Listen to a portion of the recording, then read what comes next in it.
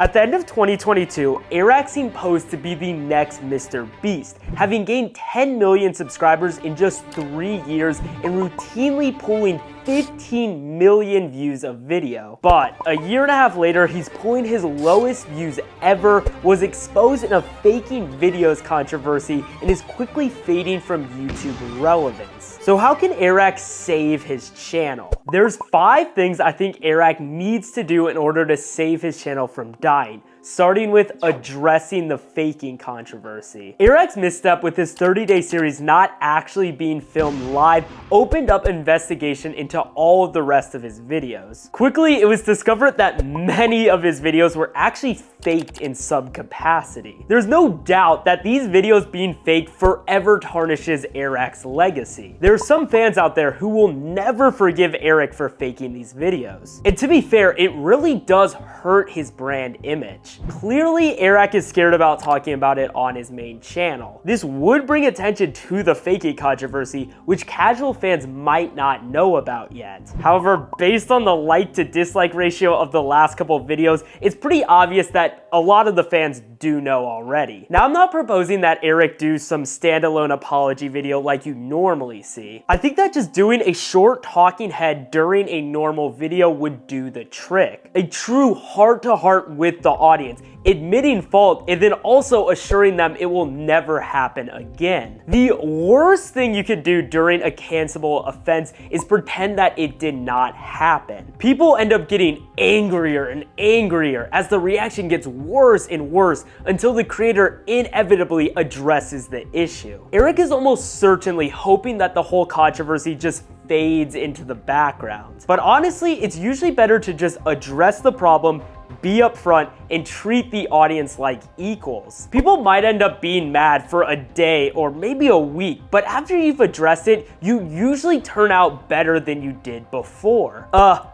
Prime example of this is Logan Paul after the Japan incident. This was a horrible, inexcusable mistake, and people rightfully hated Logan Paul for it. But Logan owned up to it, realized his mistake, addressed it, and moved on. And if we fast forward to now, Logan Paul is now the face of the WWE and is likely a billionaire through his ownership of Prime. And if Logan Paul can get through the Japan incident, then there is zero doubt in my mind that Eric Decker can get through a few fake videos. Logan was upfront about the situation, which is what Airrack needs to do in order to move on from the incident. The faking controversy is the big elephant in the room. However, it is not solely to blame for Airrack's recent struggles. Even before the December 30-day series and subsequent faking exposure, views were declining. If we go back to the end of 2022,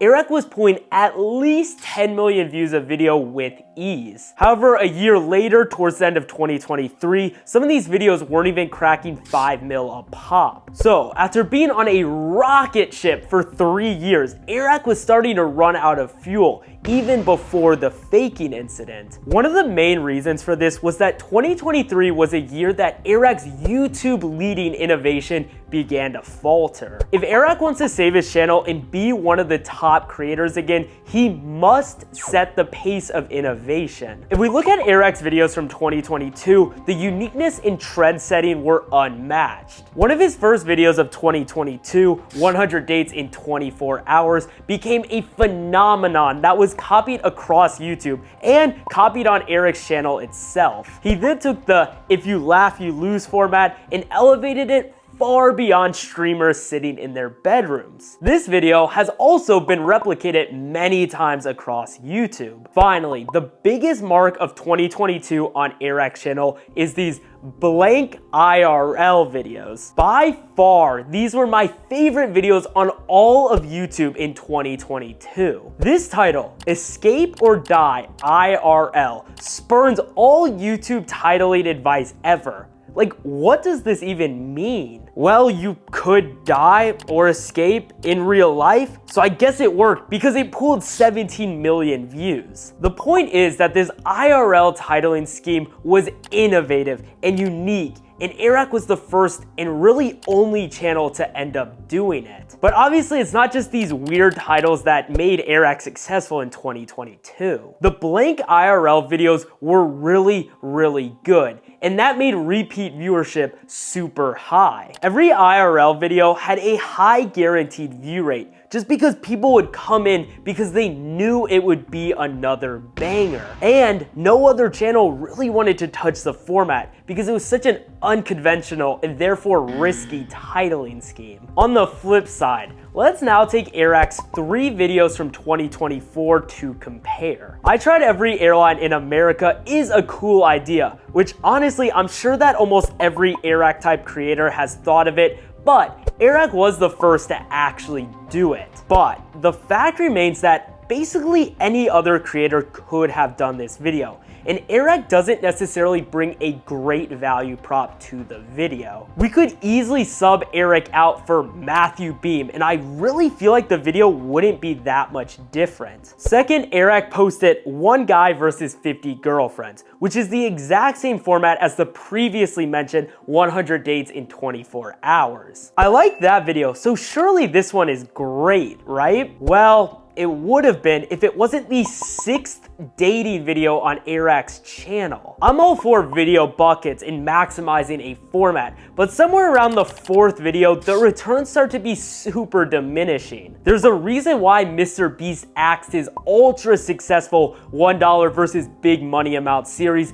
before it got repetitive. Airrack's 3rd video of 2024, I Convinced Strangers They Should Have Superpowers, is essentially a prank show format where Airrack and the cast try to convince people that they basically belong in the MCU. Fitting, considering that Airrack and the MCU are in very similar states. Now I have 2 problems with this video from an innovation standpoint. First off, it is the 8th prank show type video on Airrack's channel. Similarly to the dating format, I'm just kind of done with the pranks. The first time was cool, but by the time we've seen it for the 8th time, it just doesn't hit the same. Also, I just fully believe that prank content does not have a place on Airrack's channel. Prank content takes the focus off of the cast and onto whoever is getting pranked. One of the hallmark features of Prime Airrack was the top tier cast and the chemistry they had together. Which brings us to the 3rd thing Airrack needs to do: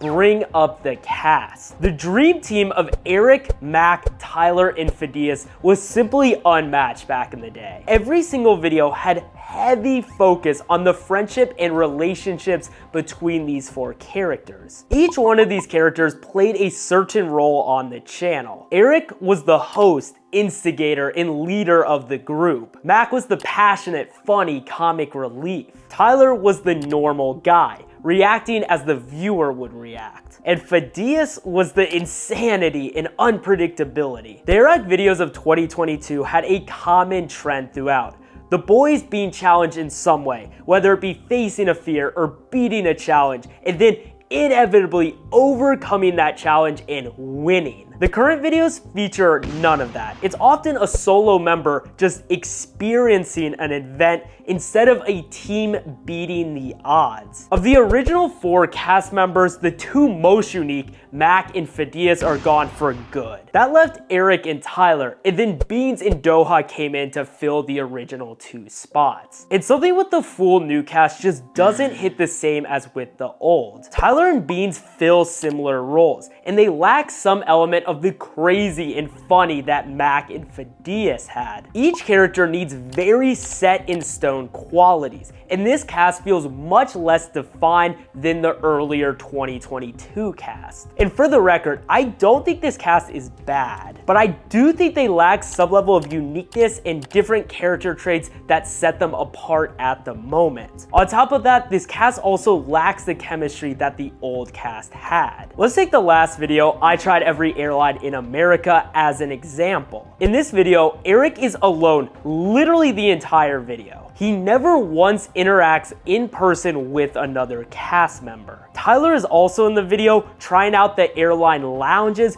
but feels weirdly disconnected from the main storyline of the video. And finally, we have this new character, Jack, who is the star of the last dating video, testing out the airline bathrooms. This storyline was just odd, and it didn't really have a place in the video. The cast is one of the pillars of what made the Airrack channel great. And this last video is a perfect example of how that pillar has crumbled. In 2022, this video would have been all 4 cast members split into teams of 2, racing to see who could test the most airlines. Instead, we get a video where Eric is just slogging through these reviews and clearly just doesn't want to be there. There's no heart and there's no personality, since Eric is the only one who's really in the video. Tyler and Jack do not interact with Eric at all. This video is truly the perfect example of how Airrack has gone away from the once unbeatable cast chemistry. The current cast of Eric, Tyler, Beans, and Doha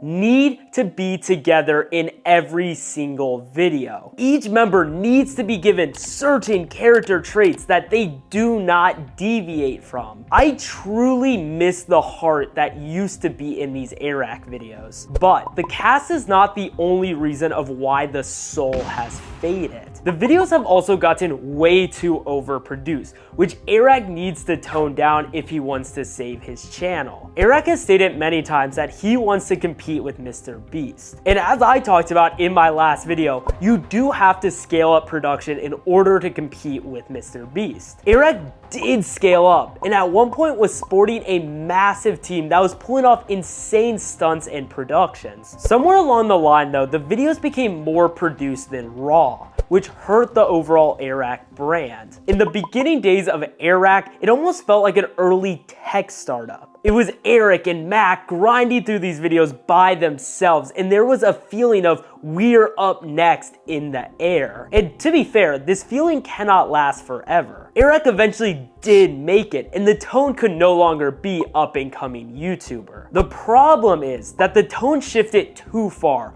all the way to media production company. It's like when the hot new tech startups suddenly realize they've become the thing they wanted to destroy. Through 2022, the videos still felt like YouTube videos put out by a YouTuber. Sure, there was obviously some heavy money thrown into some of these videos, but at the core, it was just a group of friends having fun. Then, probably around walking on water prank, which ironically is Airrack's most viewed video, the tone started to shift. It's clear that the prank videos had tons of setup going into them. It really does feel more like a TV show when Eric and the boys just pull up to this location and the prank's ready to go, just waiting for them to execute it. And then the boys aren't even the focus of the prank. Some random person is. In the past, the value prop of the channel was the boys going through the trials and tribulations themselves. Most notably in the IRL videos, whether it be Tyler bungee jumping out of a hot air balloon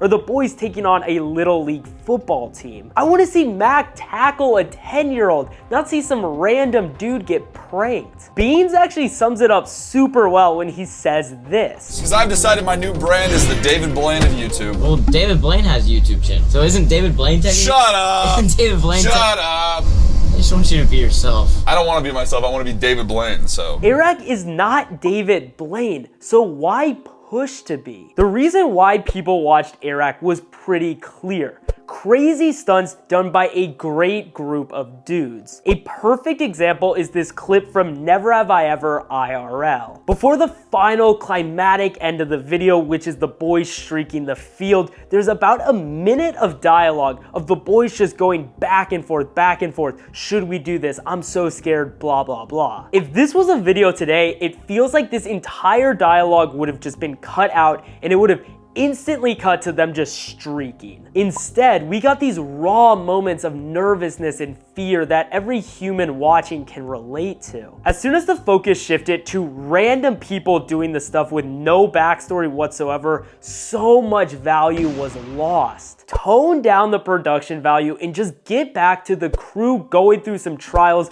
which they then inevitably succeed at. Which brings us to the final thing Airrack needs to do to save his channel. Have a rallying point. Forever, Airrack's fans have been referred to as the Mafia. This used to be huge. I swear, Airrack said the word Mafia like 5 times a video. Mafia, mafia, mafia, mafia, mafia, mafia. However, in 2024, through 3 videos, the word mafia has not been uttered once. It's almost as if Airrack has just completely lost his love for the fan base. Back in 2020, the big push was for the channel to hit 1 million subscribers before the end of the year. This was one of the greatest movements in YouTube history, and on December 27th, they hit 1 million. Then in 2022, the big rallying cry was that Airrack was gonna throw this big pizza party if they hit 10 million before the end of the year. Lo and behold, they reached 11 million. The pizza party was a huge success, and it's actually one of the most viewed videos on Airrack's channel. The push for a channel goal and then successfully hitting that goal is the best audience builder you can have. And Airrack needs to find this community builder as well as do all the other 4 things if he wants to have any hope in saving his channel.